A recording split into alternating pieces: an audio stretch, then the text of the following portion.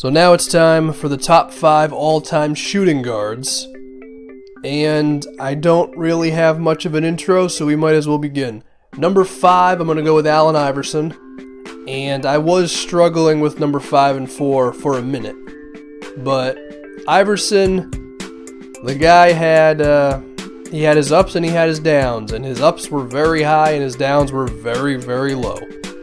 Of course, led the 76ers to a finals appearance in 2001, and if you go look at that Sixers roster, you're like, what the hell? How, what, when, where, why, and how did you get these Sixers to the finals? But nevertheless, he did it. Of course, one of the best scorers of all time, got over 30 points per game a few seasons. He had about a 4 or 5 year stretch where his assists were, not very high, maybe around 4 or 5 a game. At the same time, the guy wasn't a point guard, he was a shooting guard. But even then, in that stretch where his assists were kind of low, that's actually when he took the Sixers to the finals, so I guess you could have made that work. But the thing with Iverson was he was very erratic, he didn't shoot very well from the floor, never really mastered a three-point shot. He did not end his career very gracefully. It kind of just abruptly shut. And the type of player that Iverson was, it wasn't one that was very easy to win with. And Iverson took a lot of shots. He didn't make all of them. He was essentially a point guard, but he was really a shooting guard, but he had to defend the other team's point guard. As a defender, he was decent when it came to steals, and he was pretty good at playing the passing lanes, but just in terms of man-on-man defense, I mean, the guy was really small, so, I mean, what you gonna do? But with Iverson, one of the best scorers of all time, one of the most fearless players ever, of course led the Sixers to the finals, won that game against the Lakers, so the good outweighs the bad with Iverson, and he ends up top 5 all-time shooting guards. Number 4, we're going to go with Clyde Drexler. And for a moment, I did struggle between Iverson and Drexler just because Iverson at his peak was very, very high. But Drexler, the consistency, at this point, the consistency, I think, outweighs the peak that Iverson had. Unfortunately, with Drexler, the one thing I really know about him is that he lost to Michael Jordan in the finals because that's all that the media wants to push down my throat when it came to him. I feel like they're not positive enough when it comes to Drexler, but led the Trailblazers to 2 NBA Finals appearances. Although you could say him and Terry Porter were about even on the first one. The second one is definitely Clyde Drexler. Ran into Michael Jordan, unfortunately, like I already mentioned. But Drexler, just a better overall player than Iverson when it comes to team play and defense and rebounding and longevity. That's why I would go with Clyde Drexler, number 4. And I might as well use this time to mention Tracy McGrady, who for a while I thought was a small forward. Apparently he was actually a shooting guard, which has surprised me. T-Mac,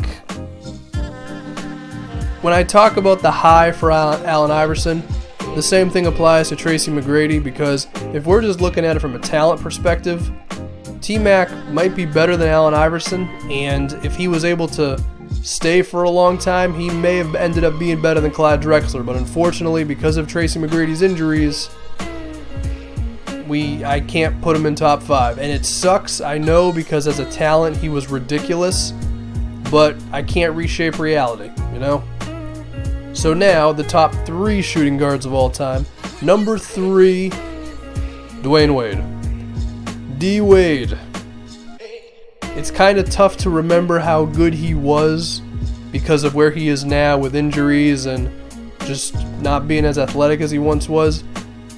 A few seasons ago, it was a legitimate question. Who's the best player in the NBA? Is it Kobe Bryant, LeBron James, or Dwayne Wade? And there were people with all 3 opinions.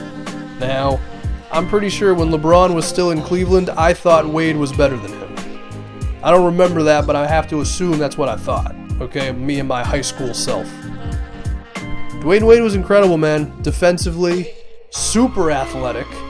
Never developed a three-point shot, but it didn't matter because he was so damn good at getting inside and drawing fouls I mean, who cares that he couldn't hit the three? Of course, his 2006, I believe, performance against the Dallas Mavericks may be the greatest performance in NBA history.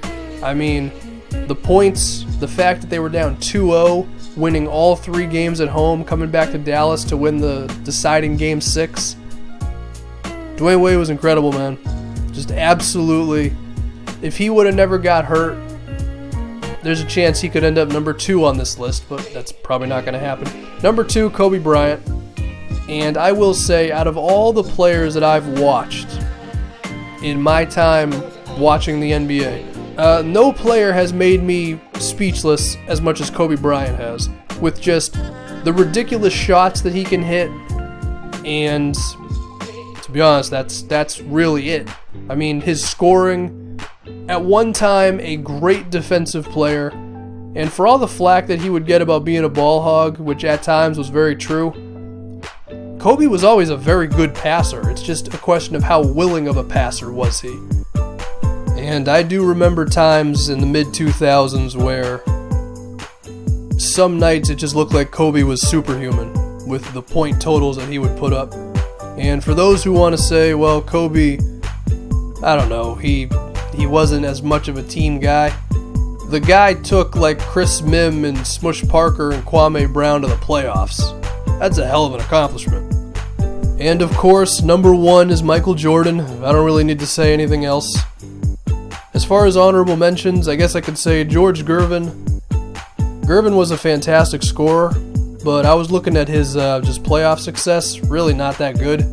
So I think Iverson just taking the Sixers to the finals at one time, I think that trumps him over George Gervin, because Gervin really didn't have the all-around game besides the scoring. And for my final honorable mention, I'm going to talk about a guy who I really don't consider to be one of the 5 best shooting guards ever, or close to it, to be honest.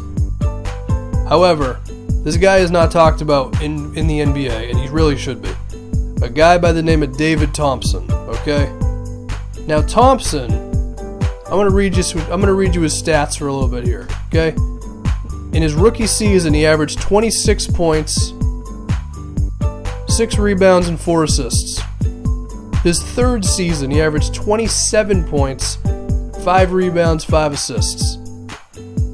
David Thompson could have gone down as one of the greatest players of all time if, for whatever weird reason, the guy just didn't start sucking out of nowhere. At the age of 26, he averaged 26 points per game. The very next season, he averaged 15, then 16, then 12, then he was out of the NBA. What happened? Well, Bill Simmons attributes it to cocaine, which is a pretty accurate thing to talk about that at that time in the NBA. But it's too bad, because Thompson, he could have been something great. Anyway, I talked more about David Thompson than I did Michael Jordan. I'm done.